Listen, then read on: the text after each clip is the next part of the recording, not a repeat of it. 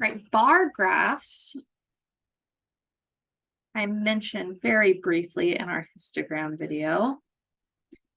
Bar graphs can be used for numerical data, for quantitative data, if there are, commonalities, multiple frequency for certain pieces of data.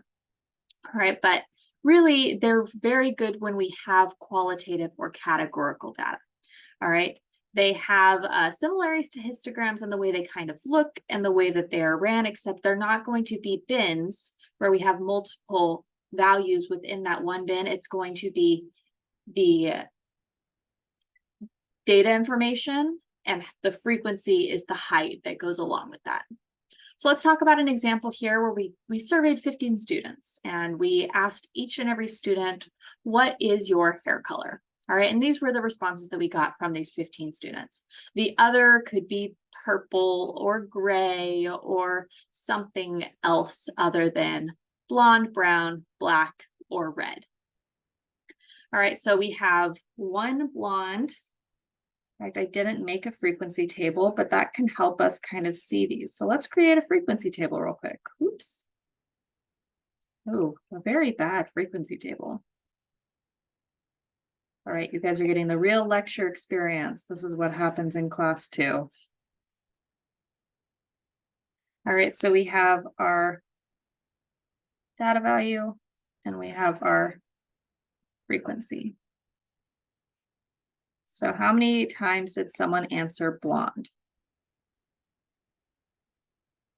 1, 2, 3. All right, how many times did someone answer brown? 1, 2, 3, 4, 5. 5.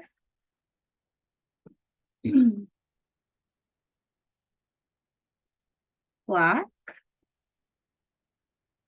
1, 2, 3, 4.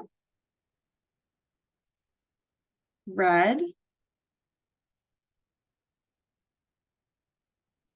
1, just 1. And other. 1, 2.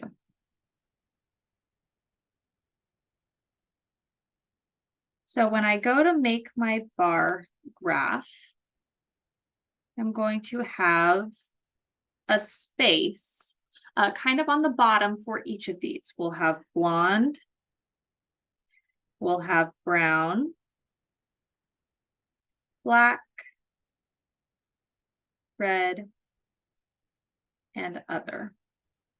All right, and then we're going to have these heights. I'll try to space them as evenly as possible. I know we have to get up to 5, so you guys don't probably have the perks of being able to move things around like that, so I apologize. 1, 2, 3, 4, 5. I'll clean up this side.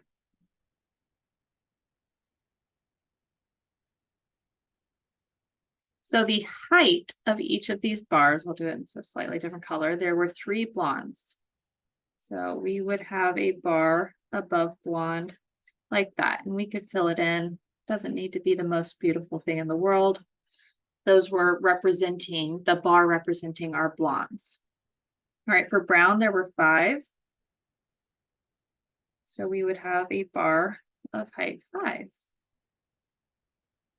Now, normally in my in-person class, I would actually pull this up and show it in Google Sheets as well. Google Sheets is a great tool, free. We also here at MJC have access to Excel. It makes very nice displays of this as well. Okay, but we can do it by hand. It's not too hard. Just might not look quite as nice and uniform as if we had those nice tools. So again, just a nice display to be able to see that categorical data and how many fit into each category. As you can see, brown was higher than all the others. Black is a close behind, and then we kind of trickled down on the others: blonde, other, red. All right, between those 15 students.